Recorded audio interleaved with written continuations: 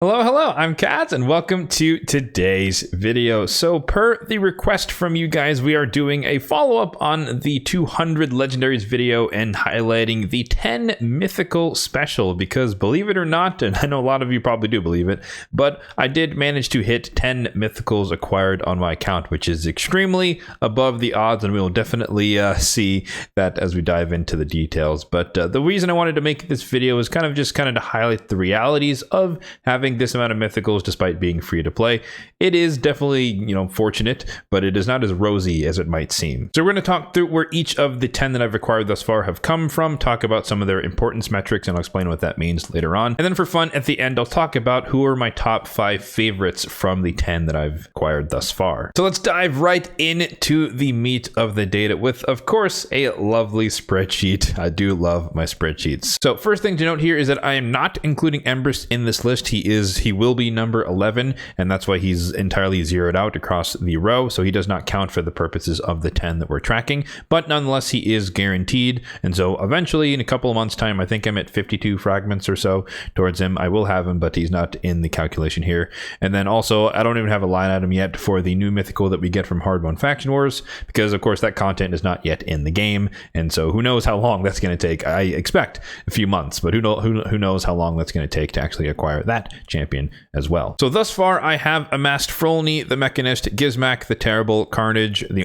Anarch from the City, Lady Mikage, Mezamel Luperfang, Nice the Shadow Thief, Sigfrind the Nephilim, and then Star Sage Galathier. Now in terms of the sources, 2 of these are free. Of course, Lady Mikage is fusible. Carnage, as I mentioned, comes from the City, so those 2 are free. And then obviously Embrus would fall into this category once I get him, as well as the Hard Mode Faction Wars champion, whenever that comes to be.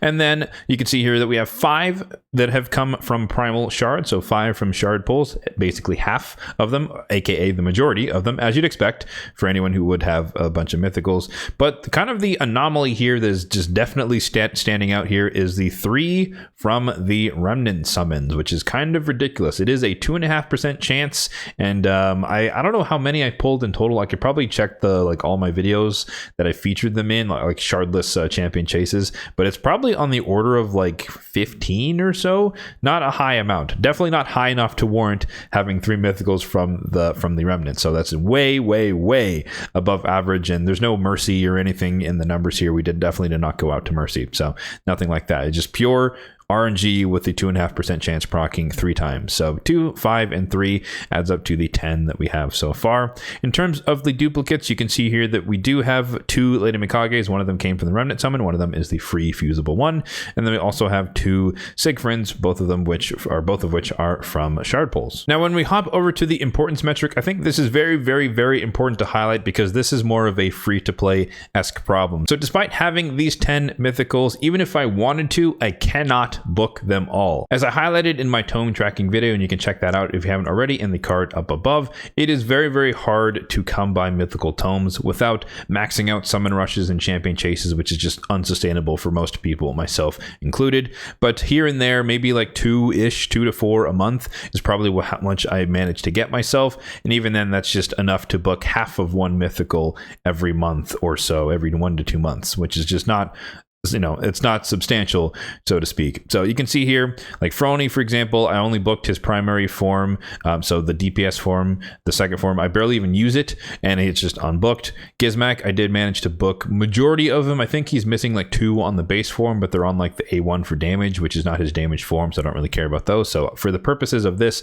I consider him to be fully booked. Carnage is, this is actually incorrect. I do plan to book him, but currently, as of this recording, he is not booked, so that is currently 0, but he's the next on the list to be booked. That's why I kind of got ahead of myself there. Mikage, one of them is fully booked, the second one is not, and I have to see if I'm going to end up booking the second one, but again, it's just going to take a while to do so. Mezamel is currently half booked. I just have her booked on primary form for the block revive ignore stone skin aspect. Her second form is completely unbooked. Nice is booked on both forms, and then Star Sage Galathier is also booked on both forms. So when you add it all together, you could say that 5 of them are booked effectively, but realistically it's more better stated as 4 of them are fully booked and 2 of them are half booked. So 6 of my mythicals have books in them, at least for the purposes of them being used. And the main difference to highlight here is that compared to legendary tomes, of which you can say I have 86, an abundance of them, I'm more in the camp of waiting for more legendaries to book than having to search for legendary tomes. Mythicals, it's the exact opposite. So there are some champions I want to book. Ideally, I would book the second form of Mesamel just when I happen to use it. It's more damage. I'd like to book Carnage to reduce his cooldowns and increase his ignore resistance capabilities. And then potentially I'd like to book the second Mikage for like hard mode Fire Knight special case. But you know, all of that I just listed is on the order of like 10 to 12 books, and so that's months and months and months away. Now, that's not even counting Empress. Maybe he's like the goated Stoneskin Strippo. That's yet to be confirmed, so he's not even in the list yet, but he's also going to require some books. But the point being, sure, it's great to have a bunch of mythicals, but if you don't have the books, they're not going to be as effective, and you definitely need the books for majority of them to be effective. And I know a lot of people definitely, you know, have questions about, oh my god, why are your Sigfrids in the vault? Why don't you use them? And I've the short version is I just do not like how broken he is. I don't like how the A2 is just like a game ending move. Like, I don't mind champions being powerful, but I don't want to live in fear of one ability on one champion and you losing the entirety of the fight. So at that point, it's just getting into personal preference. It's not a mandate for other people to not use Sigfrid. Feel free, do whatever. But for me personally, I just think it's a little bit too powerful, and I honestly would hope that they would nerf it for my sake, but I expect that to not be the case, so fear not. But even if I did want to use one or both of the Sigfrids, once again, the exact same problem.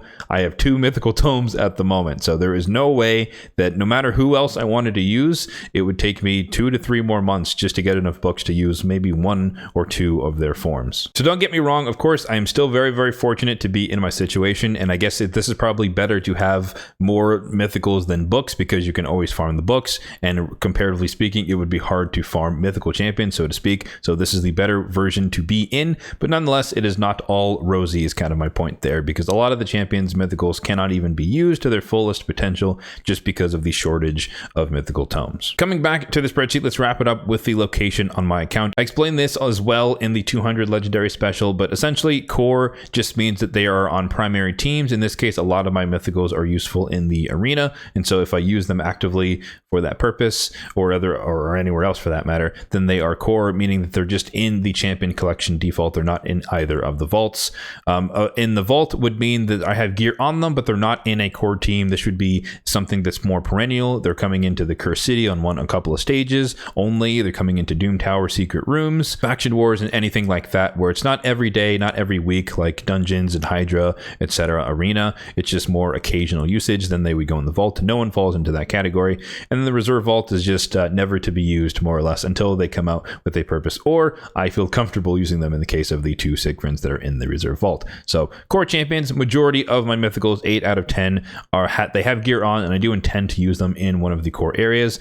No one's in the vault, and then the 2 Sigfrids are chilling in the reserve vault. So now let's switch gears here and talk about my top 5. Who are my favorite mythicals on my account that I've acquired thus far? We're going to talk through all 5 of them and highlight why I like them, why I built them in the way that they're built, and more specifically where they are used on my account. So front and center actually is going to be Lady Mikage at number 5, and I have her built in kind of an arena build focus, but it also does dual purpose in PvE just because she's just super fast. We can check out her stats here. The main thing to highlight is her speed at 355. My Arbiter for comparison is 377, so Arbiter is definitely faster, but she is kind of right behind her, so she can be a little bit sneaky compared to my enemies, so they might not be ready for a really, really fast with a decent amount of accuracy Lady Mikage. So Arena is kind of the thought, so she has enough accuracy to do her stuff. She has reaction to try and keep her alive in case the enemy goes first. She's kind of like an anti-lockout style champion because she's a mythical, of course, so I can change forms and go into the stun and the strip.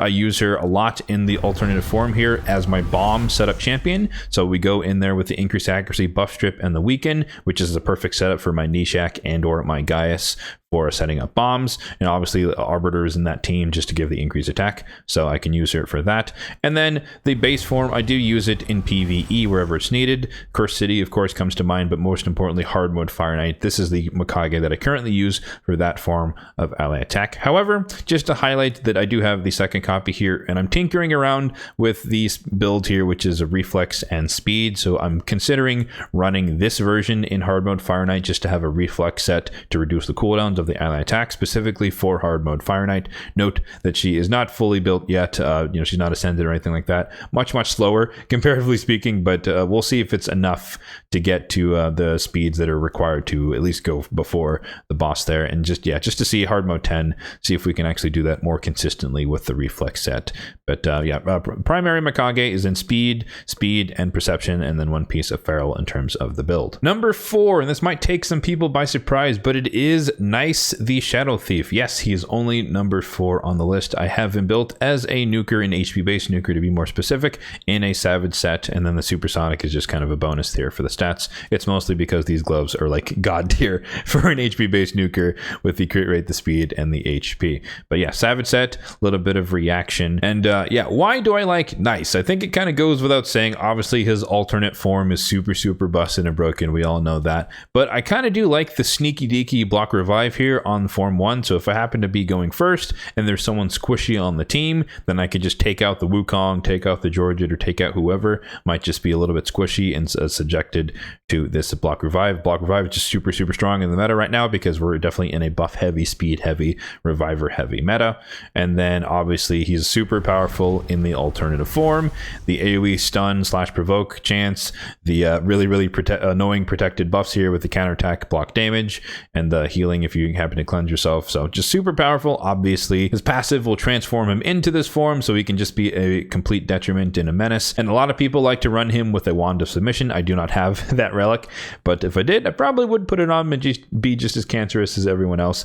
But he's super strong in this form. Of course, he can revive people whenever he gets a kill. He gets a lot of extra stats for everyone that's dead, not just allies, enemies as well. So he can be very scary. However, he is heavily countered by the free champion, and that is Marius, because as long as Marius kills him in form 1, you switch over to form 2 because of the passive, and then Marius's passive activates, he A1s, and then you die. So it's not necessarily easy to counter a Nice, but just running a Marius and you'll never have to deal with his massive swapping over ability. So that is why Nice is ranked a little bit lower on the list, because he's not just an insta-win GG condition, free champion that everyone has, especially in the upper tiers of Gold Live Arena, which is kind of where I am now. Maybe not the upper echelons. I'm in Gold 4 now, so that's why I'm highlighting that. But I digress.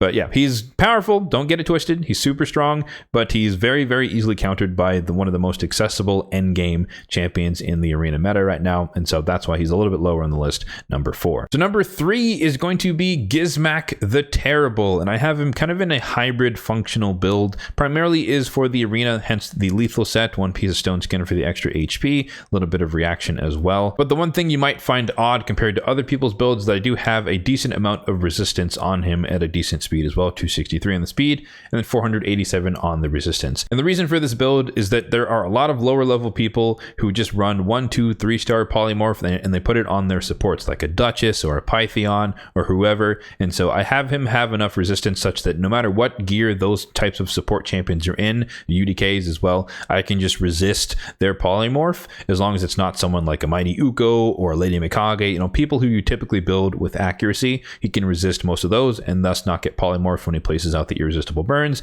and activates them and whatnot. So primarily speaking, I do use him a lot in form 1 just to use this ability here to break stone skin. That is his primary usage.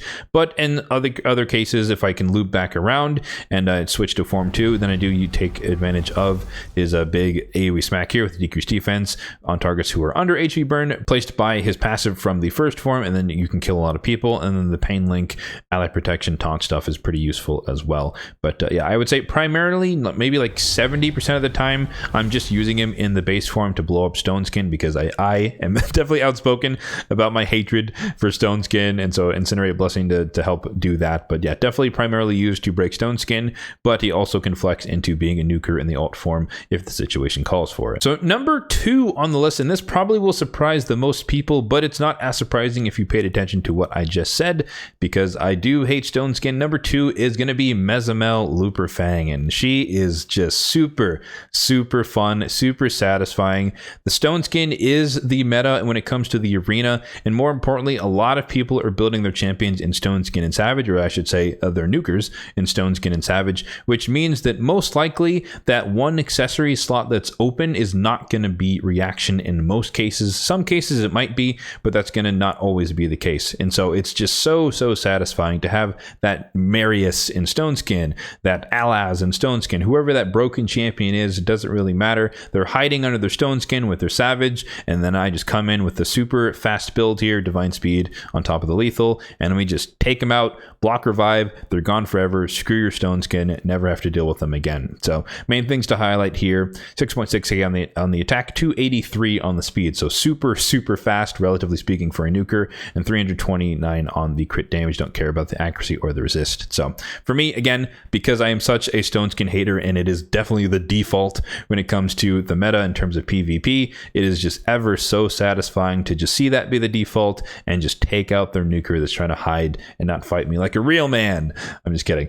But yeah, super fun to use her in the base form. Like I mentioned earlier, her alternate form is not really booked, but in a pinch, it is nice to have a couple of AoE attacks here that can do a little bit of damage, but they're unbooked. So the damage potential here, we're missing, what, 20% on either of them. So it's not maxed out, but it is nonetheless enough when it comes to cleaning up a little bit of the weaker targets, because of course her base form is single target. And yeah, so Relic, I do have the Cat's Gaze, or one of my Cat's Gazes on her. My other one is on a different legendary, but that is why her stats are a little bit higher as well. So Mezimel, number 2 on the list. And then that does leave us with number 1 on the list, and it's Frolling. No, I'm just kidding. It is Star Sage Galathyr, of course, just the ultimate support champion. Now, in fairness, I do say that he's very powerful, but he's not as busted and broken as everyone makes him out to be, because he's very vulnerable, particularly in Form 2, because you don't have Revive and Cleanse and all that stuff. And you can switch forms, try to strip off Stone Skin and fail, and then he's very easy to kill, because he does not have, or he no longer has, the passive from the Form 1 that can keep him alive. So in terms of my build, he's just built to be a tank, of course, high resistance and decently high speed. So resistance set, perception set, and the Stone Skin set, which is effectively a resistance set, and then 1 piece of protection for the extra stats. Total stats here, or the main stats to focus on: high HP, high defense, 307 on the speed, so not the fastest on my account. Again, you saw that Lady Mikage is 355, so by comparison he's relatively slow, but a decent amount of speed. And then 700 on the resistance. Ideally this would be like 800 plus if I could pull it off, but I don't have another resistance set to put on him, or like a fortitude set from Bommel, or Righteous would be really dope if we could get that, but unfortunately it's a Forge Pass set, so free to play life, don't really have much of that. But perception suffices for now, but I'd prefer to go more resistance than accuracy, but we get the speed, which is kind of nice. But yeah, I would say majority of the time I actually just keep him in Form 1, as we kind of highlighted there. Like the Cleanse and Heal is really nice, although this is annoying against Torments because he doesn't do it in the proper, so to speak, order. So he does the Cleanse, he heals everyone, he fills turn meter, and then he applies block debuffs. And so you can be frozen, or your allies can be frozen when he fills their turn meter after the cleanse, but before block debuff. So countering Torments, he's actually kind of a 50-50 shot, so to speak, that you actually freeze your champions even though you just cleanse them. So that can be annoying into Torments. It's not a guarantee compared to like Kasiphi, the Lost Bride, for example. She will place block debuffs first before doing the turn meter fill and every other buff that she places. But yeah, I do primarily keep him in the base form just so that he can heal and revive. But if I know that I have control of the fight, or I'm trying to go with the Hail Mary approach to try and save the fight, then I'll change forms, try to go for the block active skills. and or the stun to try and seal the deal and close out the match. But again, like I said earlier, he is very, very vulnerable in this form. Of course, yes, he can lock out people, but this is an attack. So if you're dealing with Spirit Affinity champions and or nukers, that he can weak hit and not actually place the block active skills. However, the stun is just a place, so you don't have that same problem. But if they're under block debuffs, you're going to have to go with the buff strip, or at least try to go with the buff strip. And for context, I've had many, many matches that I've been so close to winning the fight. I changed forms, I try to lock out skills, it weak hits on a Duchess, she revives everyone and I lose, or it weak hits on a Wukong, he's the last one alive and he just A2s Galathir because he's vulnerable now and takes out my entire team. So again, super, super strong champion, but he is not infallible. There are ways to counter him, and again, he's very, very vulnerable in form 2 because he no longer has the HP balancing passive and anything else to keep him alive in this form. There's no revive or no healing or anything like that. So when you switch to form 2, you better be sure that you have some other champion who can keep your team alive, or that you've already kind of won the fight, so to speak. So there you have it. Those are my top 5 mythicals, as well as a summary of the statistics behind the 10 mythicals that I've acquired thus far. My plan for this particular sub series is for this to be every 10 or every interval of 10 mythicals. And believe it or not, I am actually on your side. So hopefully the next part of the series at 20 mythicals is 3 years into the future, because I've already been super, super fortunate, and I'd rather that you guys, my lovely, lovely viewers, get some mythicals for yourself, because I don't need any more than I have right now. Granted, I am grateful. I will always keep saying that I am grateful for what I've gotten here. Super, super lucky. But nonetheless, I do have too many because I literally cannot book them all and use them all, even if I wanted to. So yeah, let me know in the comment section down below, how many mythicals have you managed to acquire on your account? I expect the majority of people are going to say a number probably less than 5, but I have a sneaking suspicion that there are some lucky people out there who are just not content creators, so it's not as publicized, who probably have more mythicals than you might think. So if you are one of those people especially, let me know in the comment section down below. As always, if you did enjoy this video, then be sure to hit that like button down below. It really does help out the channel, and feel free to subscribe down below as well if you're enjoying the content overall on the channel for more content